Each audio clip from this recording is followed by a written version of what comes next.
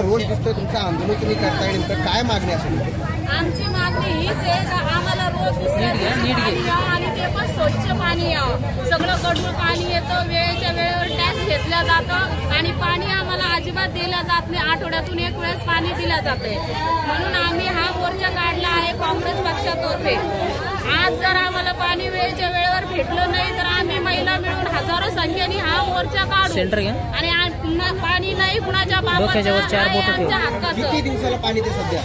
Sir सध्या आम्हाला येते पाणी 8 दिवसाला एक वेळेस आणि ते पण खूप घाणेरडं पाणी येत आहे.